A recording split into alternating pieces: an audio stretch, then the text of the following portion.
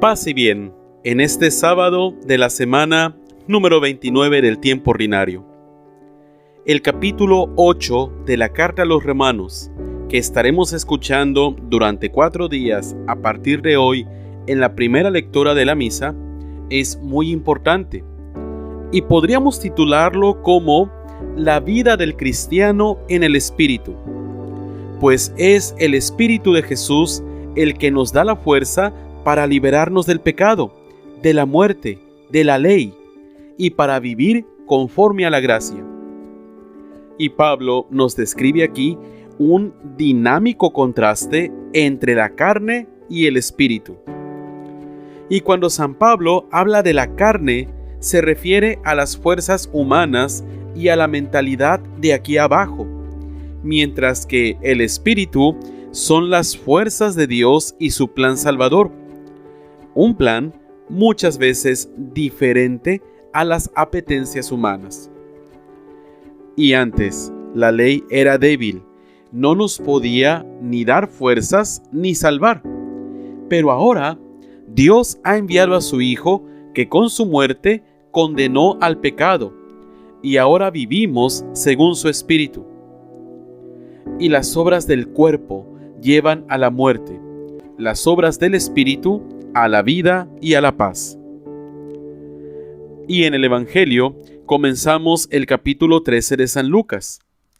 2 hechos de la vida son interpretados aquí por Cristo, y saca de ellos una lección para el camino de fe de sus seguidores. Y se pueden considerar como ejemplos prácticos de la invitación que nos hacía ayer de saber interpretar los signos de los tiempos.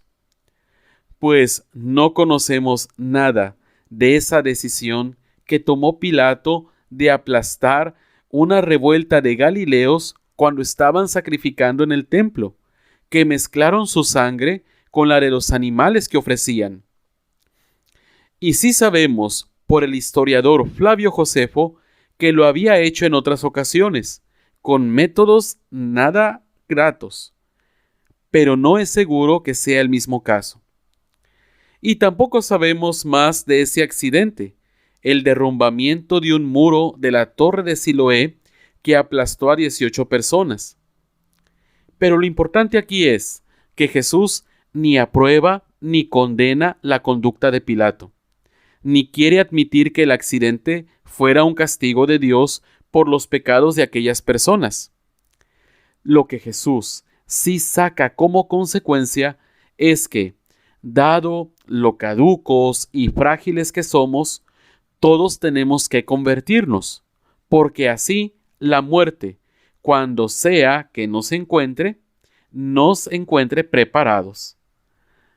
Y también apunta a esa actitud de vigilancia la parábola de la higuera, que al amo le parecía que ocupaba terreno de embalde. Menos mal que el viñador intercedió por ella y consiguió una prórroga de tiempo para salvarla.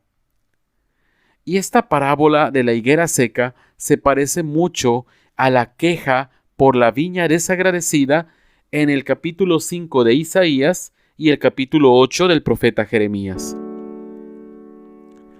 Los que existen en Cristo son como hombres libres, no gravados por la condena del pecado, pues la ley no podía liberar al ser humano esclavo del pecado y de la muerte.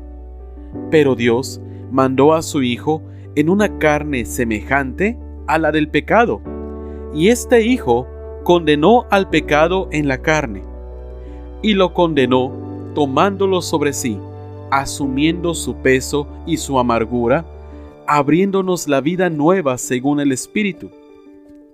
La vida en el Espíritu se abre ahora ante el ser humano en toda su riqueza de perspectivas, pero como posibilidad, no como realidad ya adquirida, pues hay que llegar a ella mediante una opción laboriosa y difícil. La aceptación o no aceptación de esa realidad que es la vida en el Espíritu es lo que distingue a los seres humanos entre los que viven según la carne y los que viven según el Espíritu. Los primeros son presa de deseos que se rebelan contra Dios. Los segundos son morada del Espíritu, que es Espíritu de Dios y de Cristo. Y ahora recemos juntos la oración de San Francisco de Asís ante el crucifijo de San Damián. Oh alto y glorioso Dios, ilumina las tinieblas de mi corazón, y dame fe recta, esperanza cierta, caridad perfecta, sentido y conocimiento, oh Señor, para que cumpla tu santo y veraz mandamiento.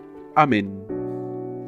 Yo soy Fray José Leiva, y que la bendición de Dios Todopoderoso, Padre, Hijo y Espíritu Santo, descienda sobre ti y te acompañe siempre. Amén.